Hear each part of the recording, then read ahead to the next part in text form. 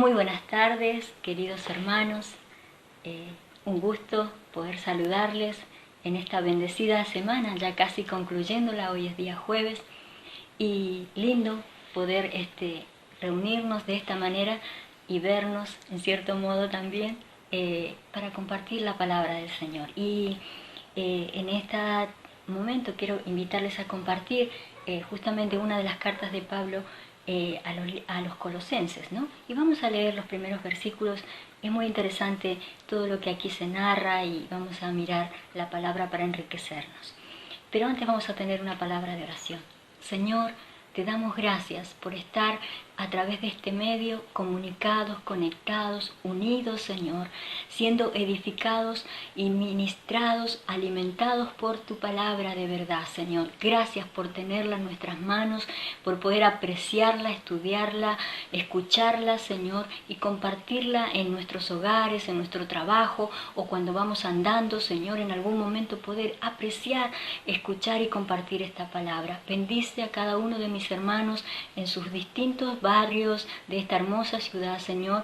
Tú estás allí para ministrar, para hablar, para llenarnos con tu gozo, el gozo de tu presencia.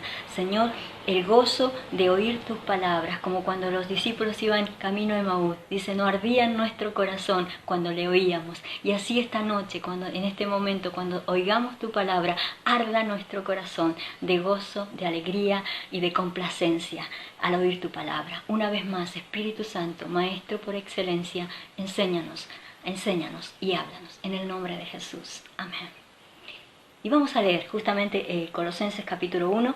Empieza justamente con la salutación de Pablo y dice: Pablo, apóstol de Jesucristo, por la voluntad de Dios, y el hermano Timoteo, a los santos y fieles hermanos en Cristo que están en Colosa. Gracia y paz sean a vosotros de Dios nuestro Padre y del Señor Jesucristo. Siempre orando por vosotros. Damos gracias a Dios, Padre de nuestro Señor Jesucristo, habiendo oído de vuestra fe en Cristo Jesús y del amor que tenéis a los santos, a causa de la esperanza que os está guardada en los cielos, de la cual ya habéis oído por la palabra verdadera del Evangelio, que ha llegado hasta vosotros, así como a todo el mundo, y lleva fruto y crece también en vosotros, desde el día que oísteis y conocisteis la gracia de Dios en verdad, como lo habéis aprendido de Epafras, nuestro consiervo amado, que es un fiel ministro de Cristo para vosotros, a quien también nos ha declarado vuestro amor en el Espíritu. Por lo cual también nosotros, desde el día que oímos, no cesamos de orar por vosotros y de pedir que seáis llenos del conocimiento de su voluntad en toda sabiduría e inteligencia espiritual, para que andéis como es digno del Señor, agradándole en todo y llevando fruto en toda buena obra y creciendo en el conocimiento de Dios, fortalecidos en todo poder, conforme a la potencia de su gloria, para toda paciencia y longanimidad, con gozo y dando gracias al Padre que nos hizo aptos para participar de la herencia de los santos en luz, el cual nos ha librado de la potestad de las tinieblas y trasladado al reino de su Hijo amado, en quien tenemos redención por su sangre, el perdón de los pecados. Y esta hermosa carta tiene un lindo contexto, ya que Pablo no conoce a esta iglesia. Es justamente lo lindo, ¿no? No le vio nunca su rostro, dice en otras partes de la misma escritura de esta carta, y porque pasó así. Colosas es una ciudad que está en Asia Menor, también bajo el dominio romano justamente en esta época, una ciudad montada o establecida sobre un cerro entre dos ríos. Era una ciudad muy cosmopolita, de buen comercio y de mucha aglomeración de gente y de varias y diversas culturas. Entonces esto hacía una ciudad atrayente, atractiva en lo comercial y también en lo filosofal, por así decirlo. Entonces había ahí un lindo lugar para plantar una iglesia. A Pablo no le fue posible pero fijaros el lindo trabajo del apóstol, levantó a alguien, forjó en alguien el carácter de un servidor como fue Epafras, que es justamente el que se cree que era el pastor y el fundador de esa iglesia. Él la funda, la levanta apasionadamente, se establece una linda iglesia allí, pero comienzan a tener serios inconvenientes y Epafras se preocupa. Buscó la forma, seguramente en sus capacidades y en su autoridad, de resolverlos, pero cuando ve, dice, yo soy responsable de la dirección de esta iglesia y tengo que buscar ayuda. Entonces viaja, ¿sí?, desde Colosas a Roma a visitar a Pablo, que estaba preso allí, y le comenta la situación que está viviendo, que está afectando al crecimiento, está deteniendo, y él está preocupado y cargado. Y se toma el trabajo, Epafras, de ir hasta Pablo. Viaja, invierte tiempo y tal, y va a Pablo y le cuenta. Y Pablo allí en la cárcel, ¿sí?, se toma el tiempo, escucha lo que Epafras le dice, y se toma el tiempo para orar, para buscar, y venga a escribir y comentar y ayudar. Y Epafras se quedó en Roma hasta que Pablo terminó. Y cuando tuvo una respuesta, recién él vuelve otra vez en el camino y todo el tiempo y la inversión que le lleva a regresar, y llega a su iglesia para decir, aquí tenemos, hermanos, esto es lo que hay. Esta es la claridad, lo que necesitamos, y la comienza a compartir y a enseñar y todo, y nos deja justamente esta hermosa narración de puño y letra, seguramente de Pablo. Ahora ya la tenemos impresa, y lo lindo que aquí se ve, ¿no?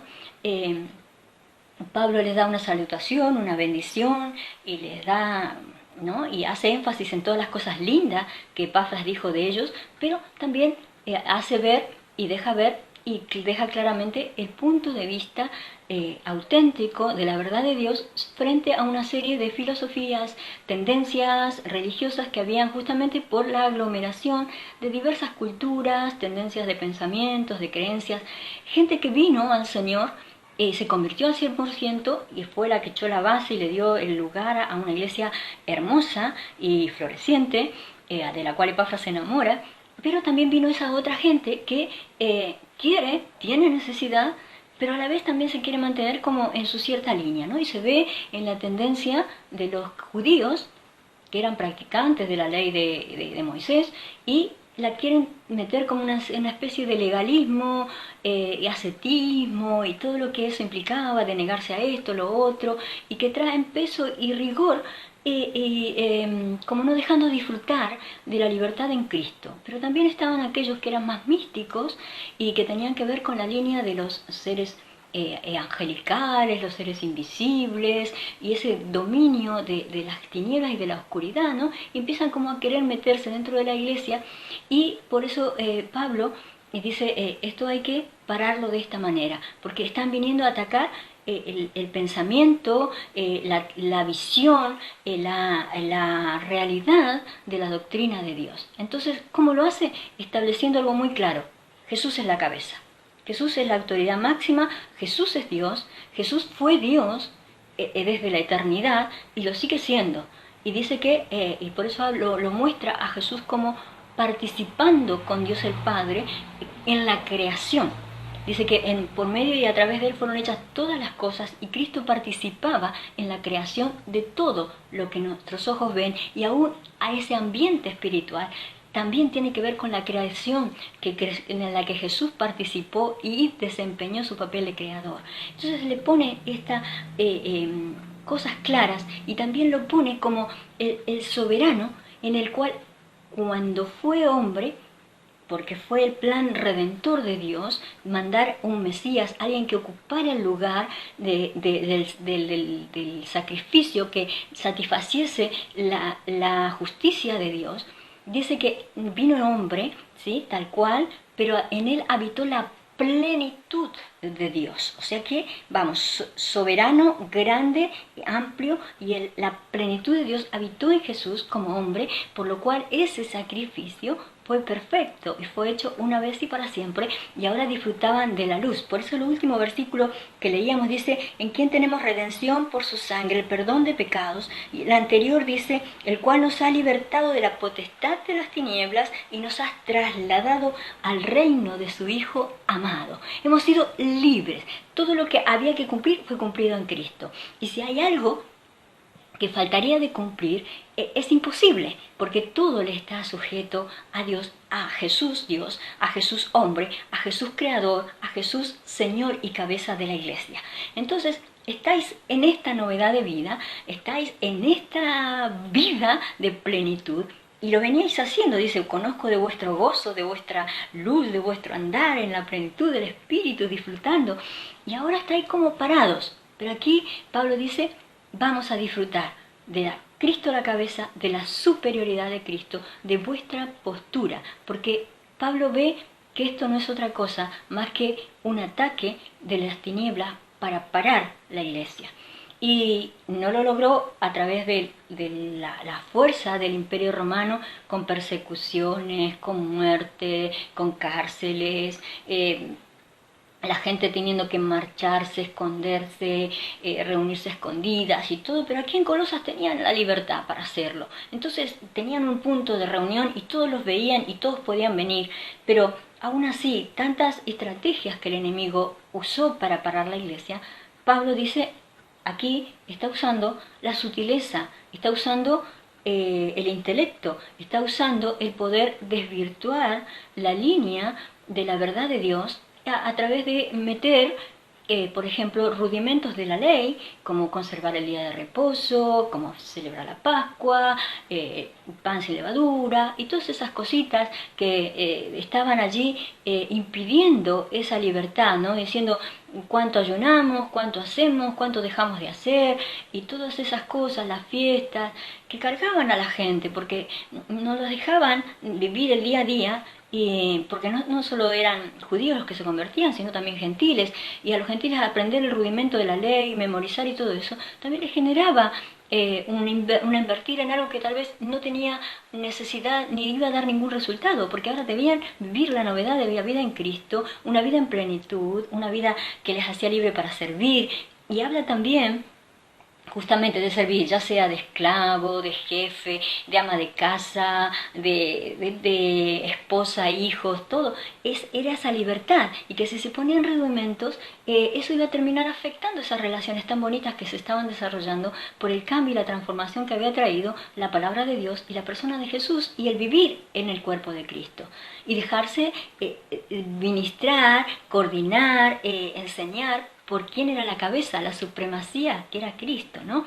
Y también estaban los que, también atraídos por su necesidad espiritual, venían, encontraban en la palabra y en la predicación del Evangelio una respuesta, pero no querían soltar del todo las antiguas doctrinas que tal vez habían recibido de sus padres, eran herencia y tal vez que le generaba también hasta una posibilidad de lucros, ¿no? Entonces empezaban a dar énfasis a las potestades, a los ángeles, a los seres así, apariciones y cosas, y perturbaban a la gente como diciendo, ¿y ahora para dónde tiramos? ¿Qué son los ángeles? ¿Los necesitamos rendirle culto? Y todas estas preguntas, ¿no?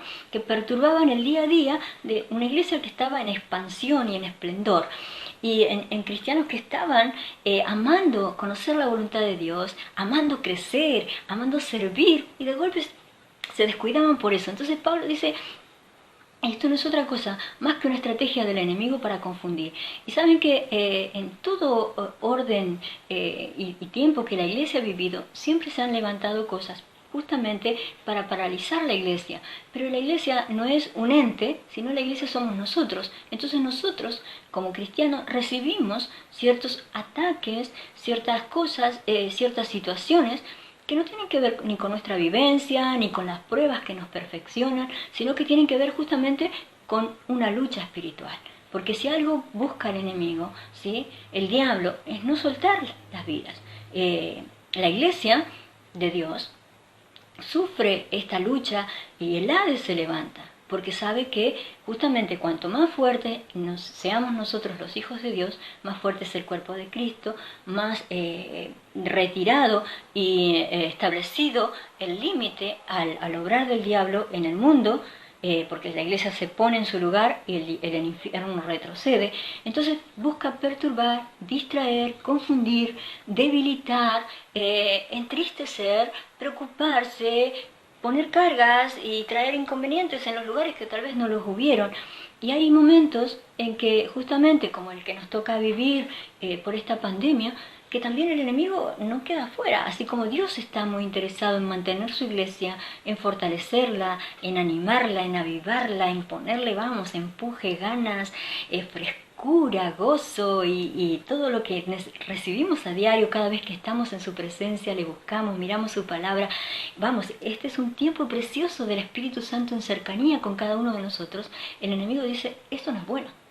Vamos a aprovechar esta mala situación para debilitar la iglesia, para luchar, para crear, para traer carga, perturbación y desasosiego y decir, ¿no? Y tantas preguntas, ¿no? ¿De dónde viene esto? Y usar el movimiento que estamos viviendo todos y los pensamientos, ¿no?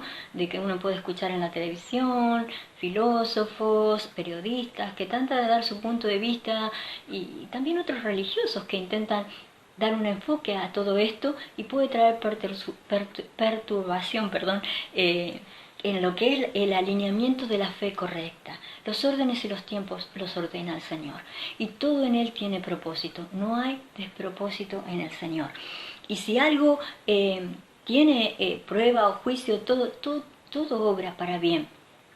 Porque a los que amamos a Dios, justamente, todo nos ayuda para bien. Y si alguien ama a Dios, es la iglesia, somos nosotros.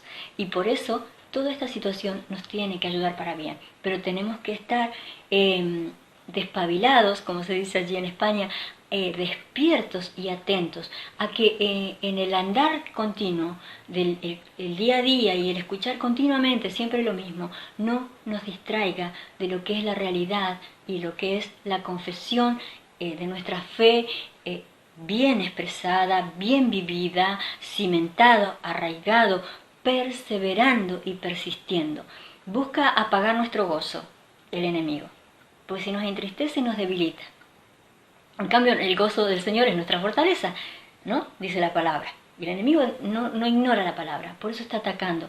Y si tú en este tiempo estás sintiendo esos ataques que vienen a tu mente, confundir qué es esto, de dónde viene, juicio, todo este revuelto de cosas, párate y dice, momento, la cabeza es Cristo, la supremacía la tiene Cristo, el dominio lo tiene Cristo.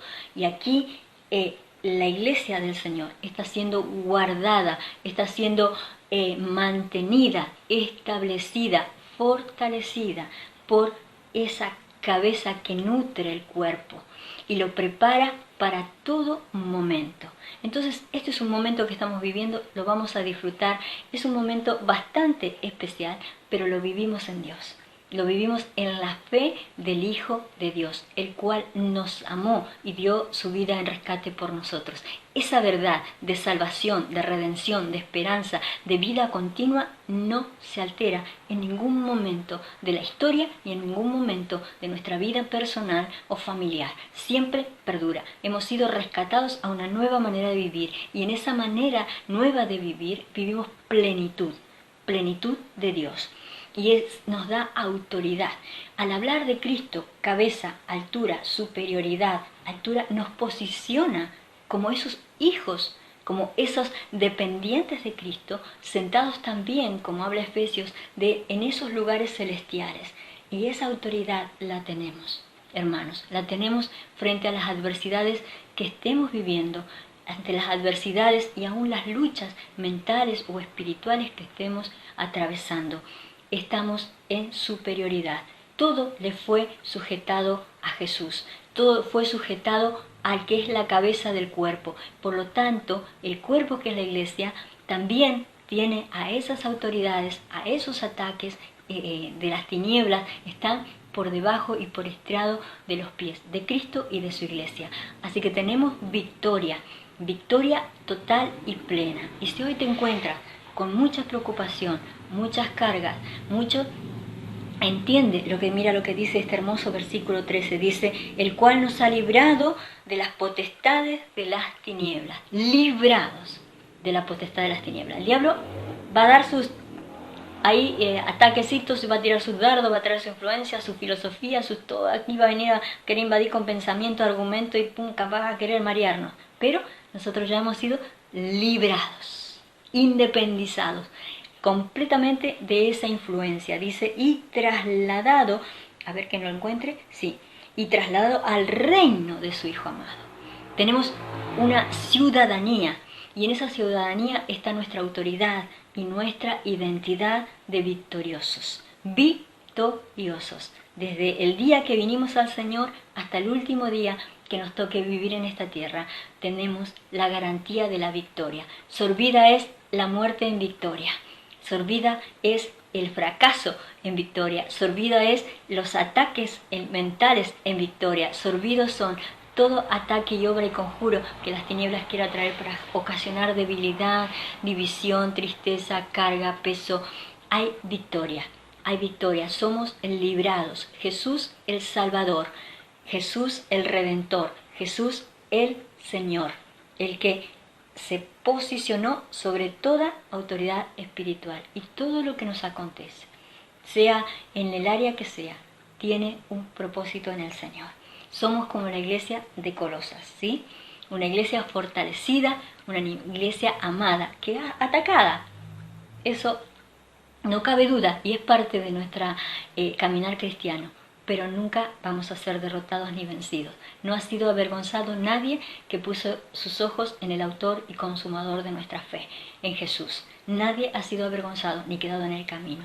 Así que vamos para adelante confiados, ¿sí? Que estamos posicionados en altura, en identidad y en posición espiritual. Sean tronos, sean principados, sean ataques del enemigo, sean filosofías humanas, todo lo que quiera querer invadir o desacomodar nuestra fe o desorientar y desviarnos en este tiempo de nuestra comunión, de nuestra búsqueda, de nuestra relación, de nuestro disfrutar, porque parece que todo quisiera ser como agobiante, ¿no? Tengo que estar en mi casa, tengo que cumplir con esto, parece que quisiera poner una carga extra. No se lo permitamos al enemigo. Estamos posicionados en autoridad y la libertad a la que hemos sido traídos por la persona de Jesús está en todo tiempo y nunca estamos esclavos de nada. Todo yugo, toda carga fue quitado. Todo es una plenitud, pero eso depende de nuestra posición delante de Dios y nuestra constancia, perseverancia, persistencia, una y otra vez buscando, ¿sí?, el permanecer, y como dice en uno de los versículos que leíamos, que seamos llenos del conocimiento de la voluntad de Dios. Y para ser llenos del conocimiento de la voluntad de Dios necesitamos invertir tiempo en estar con Dios y en estar con su palabra. Dios nos pueda bendecir y ayudar, y esa es su voluntad, ayudarnos a mantener su iglesia en perseverancia, en integridad, en victoria, con todos los enemigos bajo nuestros pies, y no hay ataques, cubiertos, ¿sí?, de los pies a la cabeza con la plenitud de la verdad de Dios. Mi amado, un gozo y un placer poder estar otra vez contigo, y vamos a tener una palabra de oración para despedirnos ya y para poder el Espíritu Santo darle el espacio a que esta palabra haya cabida en nuestro corazón y nos anime y nos impulse a seguir a por más. Te amamos, Dios, te amamos por encima de todas las cosas, te amamos porque tú nos amaste primero, te amamos porque tú nos viste, Señor, aún antes de la fundación del mundo, cuando eran creadas todas las cosas. Tú ya veías el diseño de tu iglesia, veías los tiempos, Señor, y nos vistes y nos tuviste como capaces y valientes para vivir este tiempo, por lo cual, Señor, has provisto todo lo necesario. Señor, mira estos tiempos de tantas diversidades de pensamientos, puntos de vista que todo el mundo está queriendo traer para darle como una explicación a todo lo que vivimos. Señor, como hijos tuyos e iglesia no estamos ajenos, y a veces el enemigo usa todos estos argumentos para atacar nuestra mente, para traer una carga, un peso y un yugo, Padre, bajo el cual tú nos has librado con tu muerte, Señor, con tu posicionamiento de autoridad, de cabeza, de creador. tu preeminencia en todas las cosas, la has dado, en cierto modo delegado a tu iglesia para que también posea autoridad para estar en victoria en medio de todos los tiempos que nos toca vivir. Y esos argumentos y todo lo que esta situación o la situación personal de cada persona, individuo, perdón Señor, que está viviendo como hijo tuyo, Señor, hay victoria, porque Pablo expresa justamente en esta carta, según la potencia que habita en mí, el cual actúa poderosamente en mí, y ese poder que nos da la persona de tu Espíritu Santo, ese poder que da tu palabra, ese poder que da la comunión contigo, el estar arraigado, el estar perteneciendo a tu cuerpo, atado, unido, ligado y siendo nutrido por la sabiduría y la capacidad de Cristo, que es la cabeza, nos da la entereza para este hermoso tiempo. Aunque sea difícil, es un hermoso tiempo porque está garantizada nuestra victoria. Firmes y fieles hasta el final, perseverando, persistiendo, perdurando en gozo, en buena convivencia, en amor con los que nos rodean, en amor con toda persona con la que nos relacionamos. Bendito Espíritu de Dios, sigue trabajando en nosotros, sigue moviendo, y que esta tu palabra sea alimento, fuerza, victoria en todo tiempo, en el nombre de Jesús, Señor. Gracias, Señor. Amén. Mi querido, un placer estar contigo y seguir siendo parte juntos de este hermoso caminar, este hermoso compartir y amarnos como cuerpo, iglesia de Dios. Un beso grande, bendiciones y hasta la próxima.